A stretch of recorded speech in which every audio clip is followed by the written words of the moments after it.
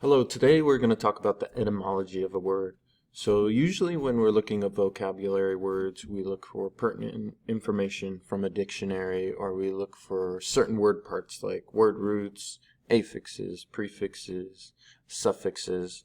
When we look at etymology, we're looking at word origins. So the questions we're asking are, how do you look up the origins of the word, and where do interesting words come from? Our goal is that you're able to determine and clarify the meaning and origin of a new or interesting word that you come across. So we need a quick definition of etymology. Etymology is the study of the origin of words and the way in which their meanings have changed throughout history.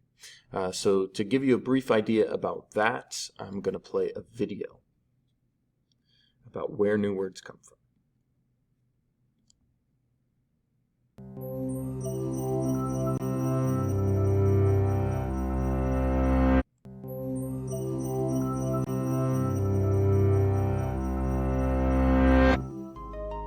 Every year, about 1,000 new words are added to the Oxford English Dictionary.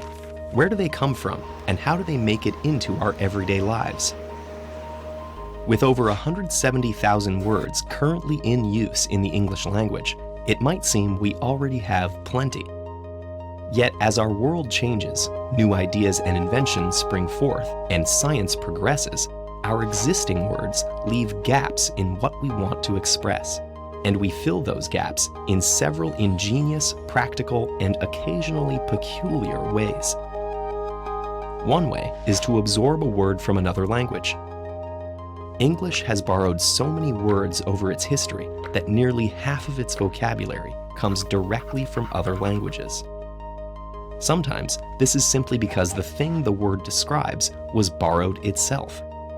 Rome and France brought legal and religious concepts like altar and jury to medieval England, while trade brought crops and cuisine like Arabic coffee, Italian spaghetti, and Indian curry. But sometimes another language has just the right word for a complex idea or emotion, like naivete, machismo, or schadenfreude. Scientists also use classical languages to name new concepts. Clone, for example, was derived from the ancient Greek word for twig to describe creating a new plant from a piece of the old. And today, the process works both ways, with English lending words like software to languages all over the world. Another popular way to fill a vocabulary gap is by combining existing words that each convey part of the new concept. This can be done by combining two whole words into a compound word, like airport or starfish, or by clipping and blending parts of words together, like spork, brunch, or internet. And unlike borrowings from other languages, these can often be understood the first time you hear them. And sometimes a new word isn't new at all. Obsolete words gain new life by adopting new meanings. Villain originally meant a peasant farmer, but in a twist of aristocratic snobbery, came to mean someone not bound by the knightly code of chivalry, and therefore a bad person. A geek went from being a carnival performer to any strange person, to a specific type of awkward genius. And other times, words come to mean their opposite through irony, metaphor, or misuse. Like when sick or wicked are used to describe something literally amazing.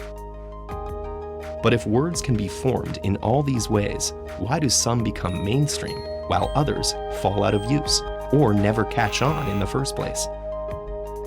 Sometimes the answer is simple, as when scientists or companies give an official name to a new discovery or technology. And some countries have language academies to make the decisions. But for the most part, official sources like dictionaries only document current usage. New words don't originate from above, but from ordinary people, spreading words that hit the right combination of useful and catchy. Take the word meme, coined in the 1970s by sociobiologist Richard Dawkins from the ancient Greek for imitation.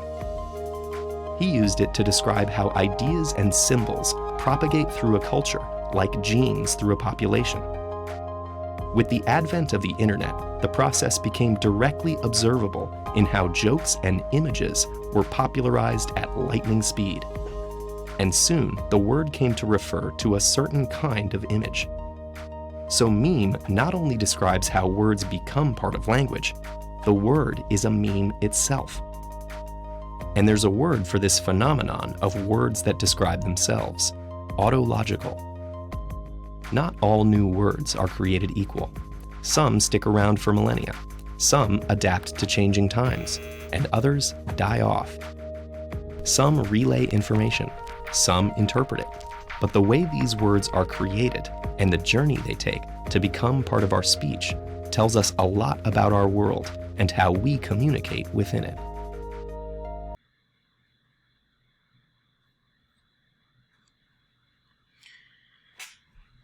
So, how do we look up these new words, or when we come across a word, how do we know the meaning? So it's pretty simple. So I'm just going to move on. First, we consult general reference material. So this is a dictionary entry, and there are highly recognizable things about this entry, like the entry word itself, maybe how it's pronounced, maybe the part of speech, and of course the definitions themselves. But maybe there's parts of this definition entry that you don't see often, or that you don't notice. So like the origin. Most dictionaries, if they're good dictionaries, show the origin of a word. So from this part of the entry, we know that intend comes from Latin intendere, a stretching out. We can also go down to the pronunciation section and how words are pronounced, and the symbols that are used to create that word can give us some idea about where this word is coming from. We can also use specialized reference material.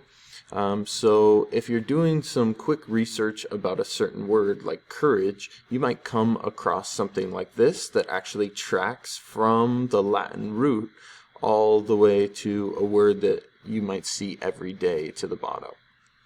So this is kind of a graphic organizer that tracks the etymology. You might also consult an etymology dictionary, and it'll be set up a lot like a dictionary entry, with the entry word, maybe the part of speech.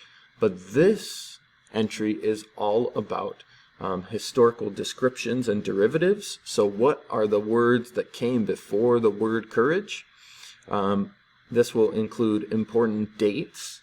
It'll include important regions, or how the word has traveled throughout the world. And it might even give you an example, like this example from a Robert Frost poem. So it tries to track the earliest known uses of this word, or its derivatives, the words that came before. So as we conduct our etymology research, we need a strategy. So the strategy is pretty simple. We need to find a word worthy of research and inquiry, something that is new and exciting to you as a word researcher. First, you need to use general reference material, like a dictionary, to define the word and collect as much important detail about it as you can. Then we're going to use reliable online research tools like the Etymology Online Dictionary to develop a more precise understanding of the word's roots and origins. So we'll kind of go back into the history of the word and pick out important pieces. Then we need to organize and record our findings. So in that way, we'll become etymological researchers, or we'll become word origin researchers. All right, let's move on to the next part.